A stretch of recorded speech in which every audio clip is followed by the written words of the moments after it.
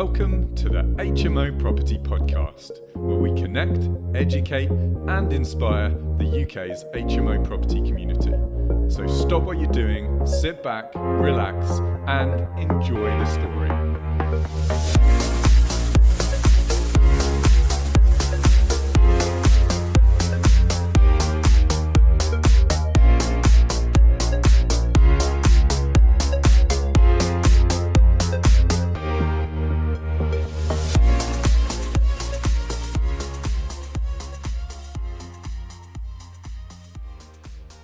What's up, HMO Nation, and welcome to another episode of the HMO Property Podcast with me, Rupert Wallace, in association with hmohub.co.uk.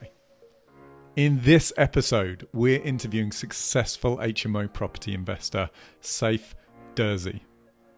Saif is going to take us on his HMO property investment journey, including the ups, the downs, the highs, and the lows. Now, Saif's been investing in HMOs for some 4 years now. He's completed 20 HMO projects, currently houses around 50 HMO tenants. So let's jump straight in. Saif, welcome to the show. Thanks for having me, Rupert. Great to have you on board. Saif, where are you calling from today? So I'm actually just out in Qatar for a couple of weeks at the minute. So yeah, just doing the call from out here. Perfect. Before we dive into the details, tell us about yourself. Give us your background before you started HMO property investing.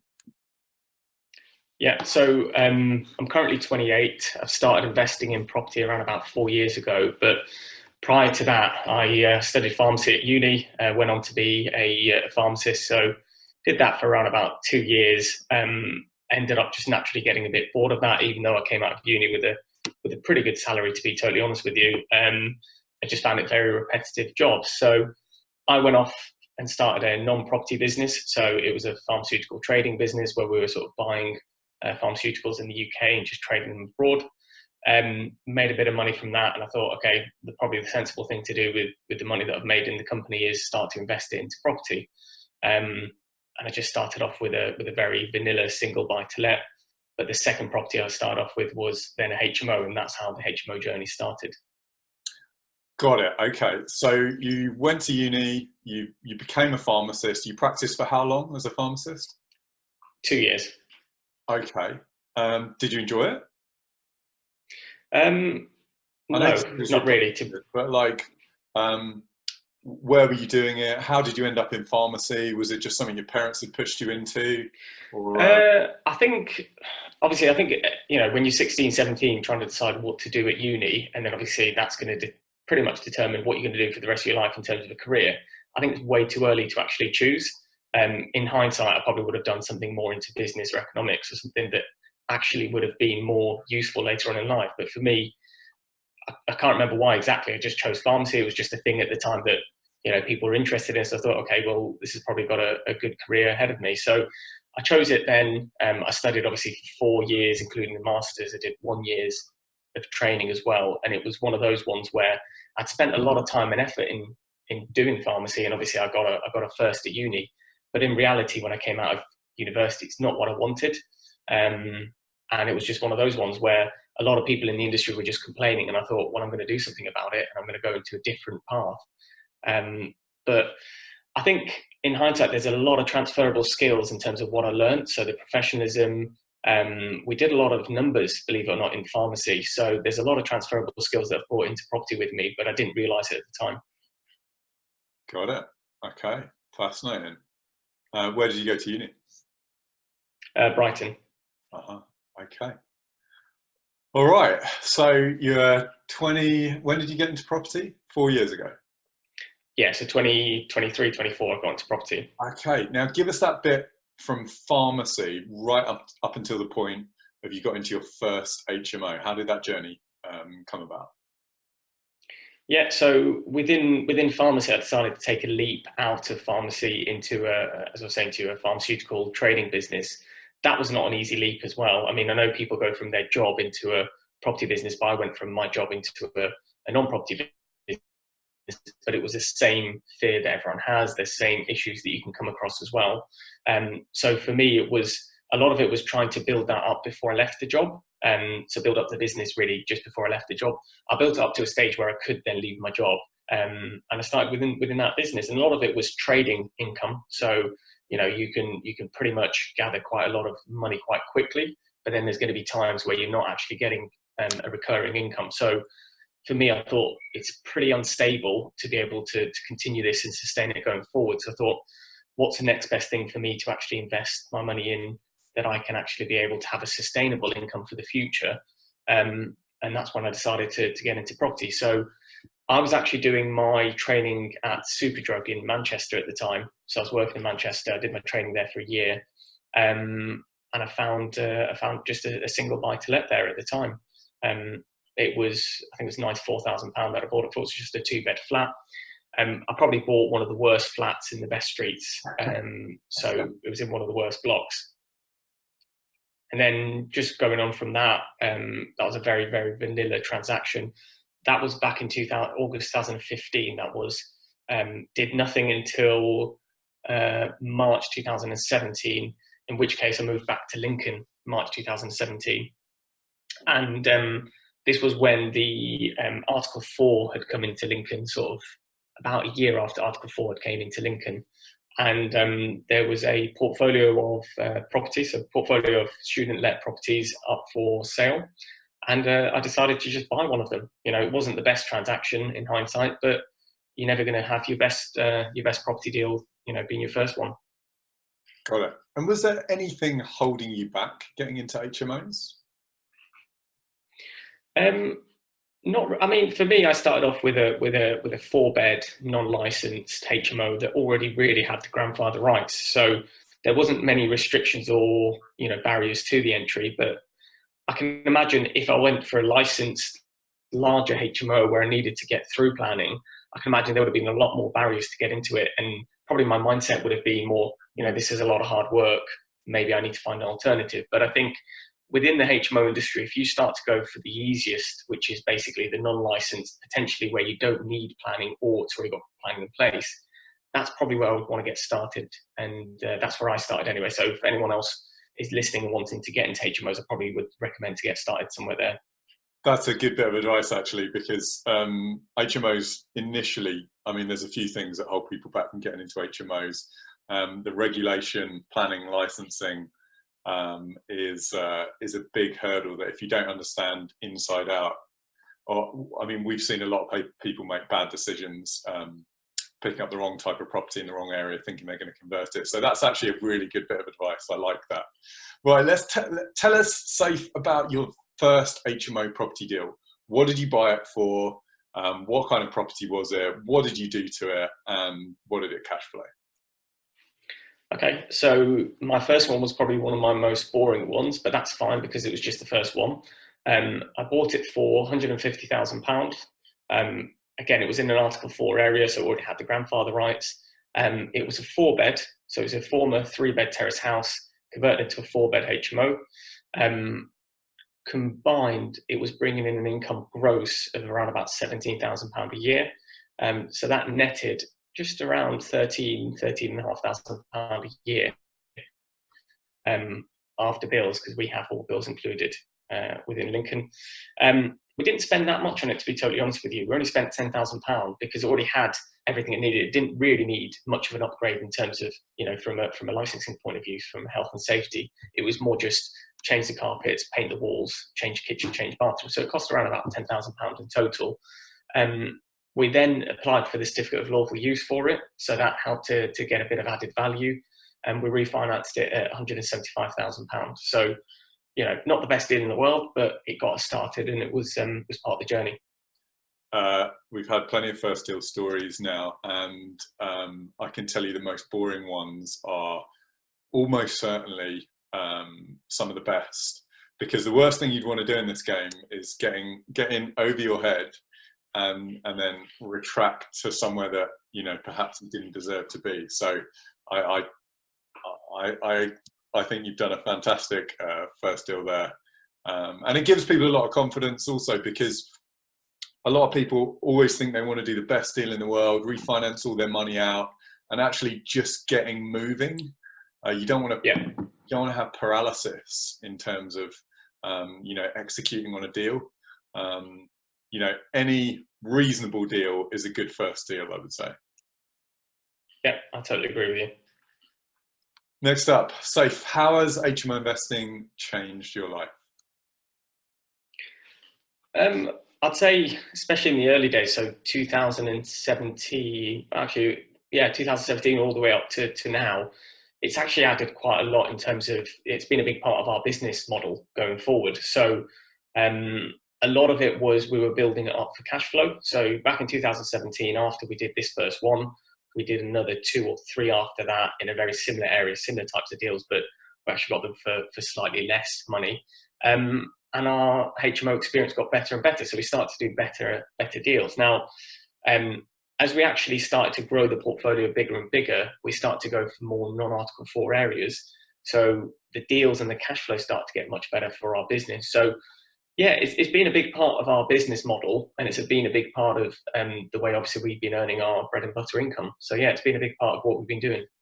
Got it. And what's your favourite part of HMO property investing? I mean, HMOs in general are very, very cash intensive in terms of the refurbs that you're doing. So yeah, in the early stages, as I was saying, we were spending £10,000, but as we start to go into the larger 5, 6 beds where we're putting all en suites, we were spending anywhere sort of from £30,000 to £55,000. So it's quite a lot of money. But I think when you're spending that much money, you're going to get a good quality refurb. You're going to get really good finishing. So I think for me, it's the transformation from really, really old, shabby, bricks and mortar houses into really high-end HMOs. I just think that transformation alone is something, that will make you want to do HMOs. Not an uncommon answer, that, because property people, we're numbers people, and we are people, but we're also typically creative people that love that process of going from A to B and creating something. So I can totally relate to you on that. Saif, we've talked about your past. Before we talk about your present and future plans in HMO property, let's take a minute to thank our sponsors. Are you looking for an effortless HMO mortgage experience? If that's a yes, there's only one place to go: www.thehmomortgagebroker.co.uk, the UK's #1 specialist HMO mortgage broker. They're so specialised that they don't do anything else. HMO mortgages, HMO remortgages, and HMO bridging. That's it. They have access to every HMO lender out there, and even some exclusive products not available to other brokers. With lightning fast service and A1 communication, they're easily the best HMO broker in town. So to experience HMO lending made easy, go to www.thehmomortgagebroker.co.uk today.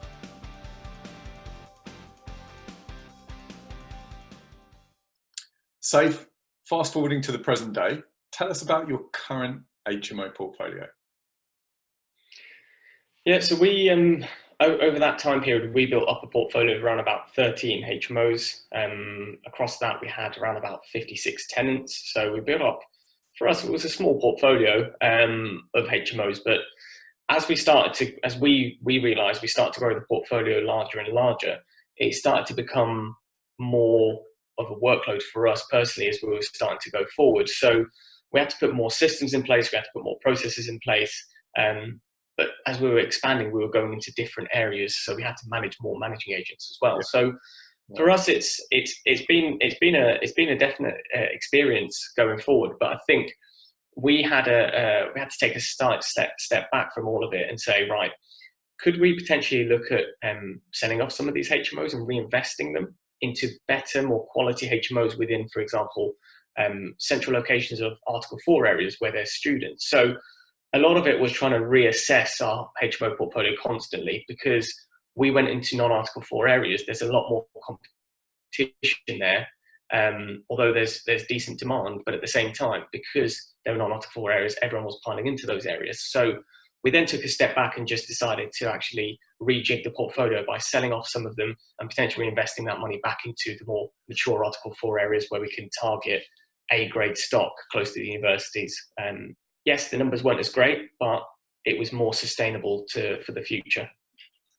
Got it. So your current portfolio today purely exists of A1 location student HMOs. Is that correct? Yeah, we do. We also do have some social housing HMOs. So I know this isn't talked about a lot, but in a couple of our HMOs, we ended up getting a bit more voids, a bit more sort of arrears as well. So we decided, okay, what's a way that we can sustain our income from these HMOs going forward without necessarily having to sell them? We work with a lot of housing providers, housing associations within the locality. And as you know, obviously social housing is a massive issue in the UK at the minute. So they are really, really struggling for stock. So they've actually managed to lease these properties from us, give us a guaranteed income as well. They handle a lot of the local maintenance as well. So if it's internal maintenance, they'll handle that. And they handle all the sort of management and all the voids. So there's no voids, no management, and very little maintenance on them. So we've converted some of them into social housing HMOs, and we've kept the student Article 4 area HMOs. Perfect.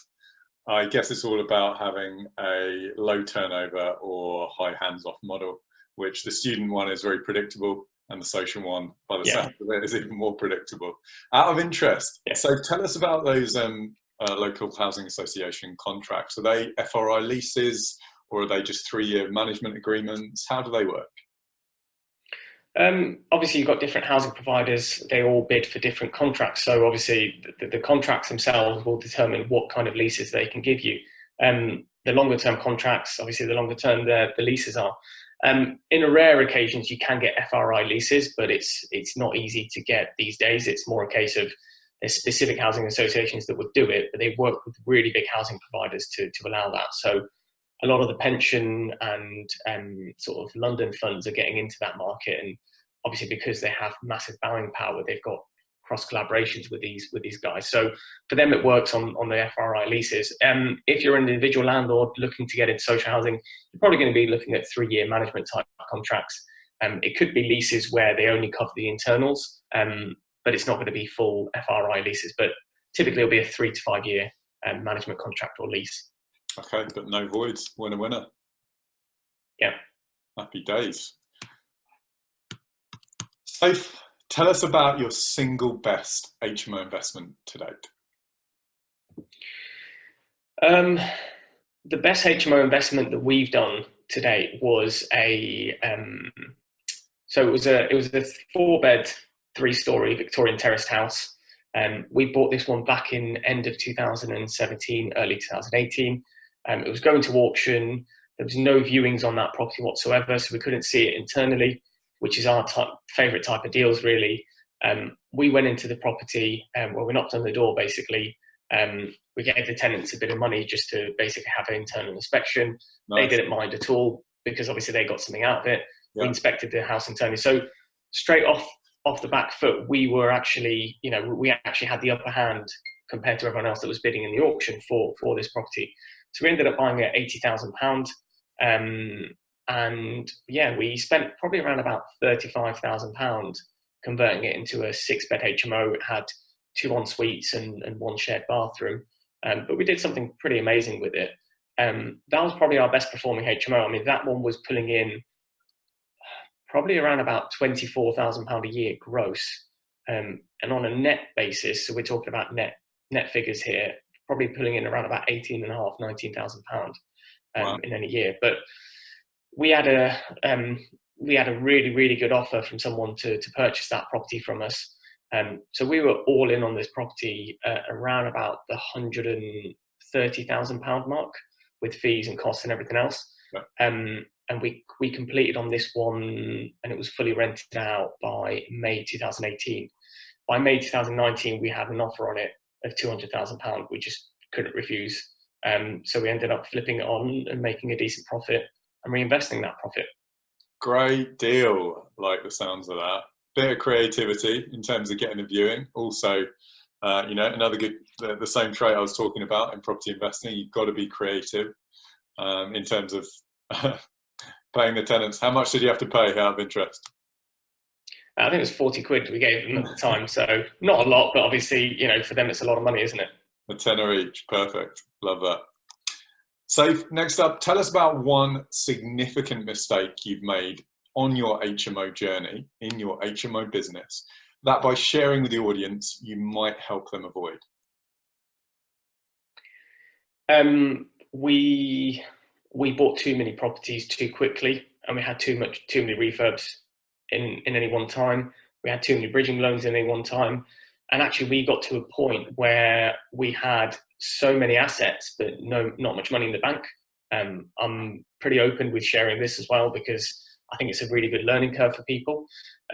Property is a business, and you've got to treat it like a business. So you need to actually be able to forecast, any one time what you're going to have in the bank, what overheads you're going to have, because people don't consider it overheads, but you've got bridging loans, you've got refurb costs. You're talking about some pretty hefty overheads that you have to deal with. So for us, I didn't really look at it like that. It was just more a case of I was really focused on finding the properties, buying the properties, managing the refurbs. And we got to a point where we really didn't have much in the bank in order to sustain this going forward. That's probably the pivoting point for me, where I sort of took a step back and then decided, okay, maybe we actually need to start selling a few of these to regenerate some liquidity in order to sustain our portfolio going forward. Because if not, we're going to end up basically without any money to pay off, all the builders and everything. So that was when we took a step back and we decided to flip a few of them. Suddenly, as we flipped one of them, I think we made nearly £60,000 profit on that one before tax. And suddenly we just found liquidity back into the bank. So now we're adopting a buy three, keep one, sell two model, so we can keep liquidity, but we can also sustain the portfolio to move forward. But yeah, that was a big learning curve for us. It's a scary time when you're doing lots of projects, and there's also lots of moving parts as well in money going out. Yeah. So keeping track of it is number one, but I can totally relate to you in seeing a lot of money fly out the door, and almost thinking about all this, a lot of this capital coming back out of refinances. There's a lot of pressure on when the surveyor comes around, and you just want to make sure you've got that covered off. I really like your strategy: buy three, sell two. That is a high liquidity return business. So if you're making, good 15, 20, 25% margins on your HMOs, you can really deleverage the ones that you keep or use that cash going forwards. I really like that. Normally we actually recommend buy two, sell one, but I actually I'll have a look at the numbers on buy three, sell one, because I would imagine the post-tax of selling those two probably ends up a more reasonable amount, a more intelligent amount. Yeah, absolutely. I mean, I think the thing is with a lot of this is you've got to figure out what you want to get out of it at the end of the day. But at the same time, what I always say is you need to have some kind of income coming in, which is your main bread and butter income. So that could be, you might be in a well-paid job. You don't want to leave that, but you want to set up the investing side, alongside it. That's fine, because you can sustain the money going into the investment business from your job. Or you can have a business. Now, the business needs to be a trading business. So it just so happens that we're flipping property as a trading business, but that's fine. But you need to have some kind of income coming in, and the investments I see as a wealth building platform as opposed to your daily bread and butter income. That's how I look at things anyway. Yeah, got it. And what happens with a lot of HMO investors as well is they get their hands on these things, especially maybe one in an Article 4 area, and they feel like they need to keep hold of them. And they'll do whatever they can. And sometimes they just take a bit too much leverage on the refinance, or they just put themselves in a precarious position that potentially in the future might not add value to their lives and might just give a few more stresses. And also when you keep them all and you refinance them all, obviously you do end up with lower margins, lower profits. And when the times come, interest rate rises, more maintenance, whatever, it's going to be potentially a very uncomfortable position. So I do like this strategy. Saif, tell us about your HMO portfolio plans for the next 12 months, and that can be trading and holding. Yeah, so trading wise, we're probably trading one HMO every 2 or 3 months at the minute. We are still buying HMOs, but we've also set up a cash buying company at the same time. So in terms of everything needs to go through the cash buying company in order to come to us if we were going to either hold it or trade it. The cash buying companies it's got a pretty aggressive buying strategy. So we are buying quite a lot, but it's got to be at the right price. We found it's very, very difficult to get stock in at the price that we want to get it in at, especially in Article 4 areas, where it's sort of established. But yeah, we would probably want to buy 2 or 3 properties in terms of being specifically HMOs over the next 3 months. sell 2 of them, keep 1 of them. The ones that we keep, we're probably either going to do as social housing or student housing if it is going to be in Article 4 areas. That's how we're going to do it going forward. Got it. Love it. Apart from building your portfolio, Saif, is there anything else that you're up to in property that you'd like to share with HMO Nation? Yeah, so as part of having our cash buying property company, we get a lot of pretty good deals in, because a lot of what we do is we're obviously purchasing stuff from motivated sellers. So we could be purchasing stock the next day, we could be purchasing stock within 2 weeks. So we don't do surveys, we don't do searches. So we actually manage to get things at pretty good prices. So we're trading quite a lot. So we'll buy something without doing anything to it. We'll just put it into auction, or we might sell it in the open market as well. But we're doing a lot of auction trading at the minute, which is quick, it's certain, it gives you a lot of good liquidity, because at the same time as us being able to sell the HMOs, you can imagine there's a lot of legislation that we have to fulfill when we're selling them. You know, we have to make sure the licenses are there, the certificates of lawful use, etc., etc. So that could be quite a laborious process. It could be anything from sort of 2 to 6 months just to sell a HMO. So we like the trading stuff where we're buying and we're just flipping into auction straight away without really having to do anything to the property. It's a smarter strategy than sort of the HMOs for us, but it sits alongside it. It's another strategy. Love it. So what advice would you give to any current HMO property investors, people that are already in the market? I'd say reassess your portfolios. So a lot of what I see people not doing these days in the property world is figuring out how much capital appreciation you've had over how long you've held the HMOs for, and reassessing those numbers. So what is your return on investment now? What is your yield? What is your return on capital employed? If it's not stacking up because the capital appreciations have gone up quite a lot, is it worth potentially selling off one of them and buying in non-Article 4 areas, or buying in areas where the value hasn't gone up as much? So I always think people don't reassess their portfolios. They just want to grow such a big portfolio, but at the same time, that could be quite risky if you're not keeping on top of it continuously. So yeah, just reassess the numbers, probably once every 2 years or something around there. And how about any advice you'd give to people who are looking to get into HMO property investing for the very first time? It's really about how much time you have, how much money you have, and how much knowledge and experience you have. So it's all about what resources you've got around you. If you've got the time, HMOs are brilliant. If you've not necessarily got the time, probably partner up with someone that does have the time, or go into potentially a strategy which is less time intensive, like for example the social housing model, or potentially the student HMOs where it's in Article 4 areas, you don't have as much sort of tenant turnover, etc. So I would say just before you pile into HMOs, try and assess what you want to get out of them, because they can be really versatile. So make sure you want to get something out of them specifically and target that strategy within HMOs, because there's so many of them. Got it. Perfect. Saif, finally, before we sign off, we'd like you to recommend one great HMO resource or book that you'd like to share. Then let HMO Nation know how they can get in touch with you, and then we'll say goodbye. Yeah, I think it's not going to be a specific recommendation, but what I'd say is there's obviously lots of different forums and Facebook groups with regards to HMOs. There's a lot of really knowledgeable people on there about HMOs. It's really worth signing up to a lot of the different forums. Obviously, you've got the HMO Hub as well, which is your community. So really just have the right people around you, because at some points you're going to have to ask people their opinions, legislation, issues, etc. You need the right people around you to be able to ask. So yeah, the forums and the Facebook groups are brilliant. If anyone wants to get in touch with me, so we've got our website, which is www.sdgbproperties.com. So that's Sierra Delta Golf Bravo. We're also on Instagram, so it's SDGB Properties on Instagram. You can find me on LinkedIn, so it's Saif Derzi, so SaifDerzi. And I'm also on Facebook on the same name, Saif Derzi as well. We'll make sure we get all those links put in your show notes page so people can connect with you. Saif, thanks for sharing your journey. We salute you. Let's get an HMO high five.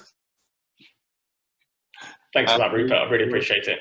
We'll look forward to seeing you soon. Thanks, Saif. Cheers. Thanks for joining us. If you've enjoyed this and want more informational, educational and inspirational HMO property content, then please hit the subscribe button and give us a like. See you next time.